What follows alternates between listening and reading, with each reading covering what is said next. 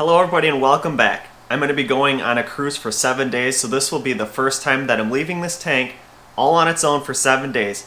Things should go pretty good, but you never know what's going to happen, so I'm going to go over what I do to prepare for the 7 days without touching the tank. It's already ultra low maintenance, so it's already kind of set up to just leave it and not have to touch it. But some of the things that I do are things like clean off the sponges on the MP40 power heads, get a automatic fish feeder on here, and top off the pH because I don't have the calcium reactor set up on this yet. And you can see there are a lot of new SPS that I put in this tank just in the last week, so pH has been decreasing quite a bit as the alkalinity and calcium is getting consumed up a lot more rapidly. So when I get back, I'm going to be putting the calcium reactor on this tank and getting a few other changes that I'm going to be doing an update video on that I've made on this tank. Also, one thing that I do is clean the skimmer cup.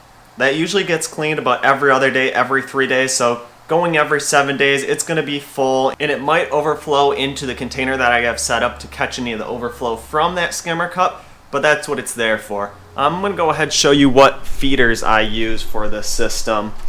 I use this Fishmate F14 feeder, and you can see I have it set up to feed about every other day, filled up with pellets. That's all that I'm feeding these fish right now, and I was going every 3 days feeding, but I'm bumping it up to every other day because my nitrates and phosphates have been really decreasing a lot lately.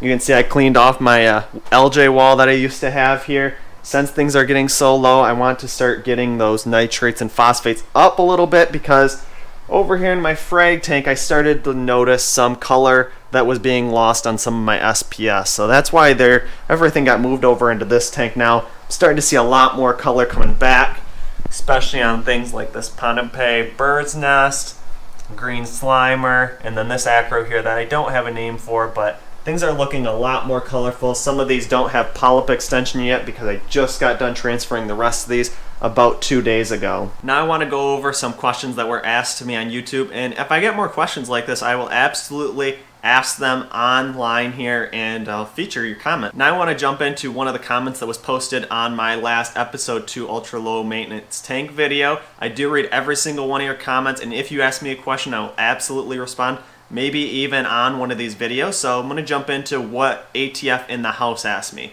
He said, interesting setup, but that's a lot of equipment. Yes, it is, but it's low maintenance and it's not much cost, so there's not much to it. He says it hardly seems simple, but when you look at what's going on here, if you understand the nitrogen process, it is pretty simple. Everything seems to have a function. Yes, it does. What about your RODI production and top off? I could do a video on my RODI setup, and for top off, all I do is top off this tank about once a month. Evap is pretty low because this does have glass tops on it. And what about an auto feeder? I just addressed the auto feeder. When I'm here though, I feed in person every other day, every 3 days, because that's part of the joy of this hobby, is actually getting to see your fish eat and see how they react to you. Especially my longhorn cowfish. He definitely has a personality. That will probably be my next video, is just introducing him on his own and kind of going over some of the characteristics of the longhorn cowfish. I also answered ATF in the house in the comment section down below a little bit more thoroughly, but I just wanted to go over that question since I thought it was really good and really pertained to this video in particular. So yeah, that's just a quick video on how things are looking before I leave. It'll be 7 days before I touch this tank again, so hopefully things go good, and if things do go badly, I'll make sure to post a video up this as well. I will be sharing both the successes and the failures of this tank, so you're going to get to see it all. If there is a failure, I'm going to show you it. There was a little bit of a failure with some of my canister setup, so I do have a different pump running that now because the motor of the canister filter was having less output. But that will have to be shared in my update video on the equipment that's been changed when I get the calcium reactor online here too. So until then, I'll see you guys in a week and we'll see how the tank did.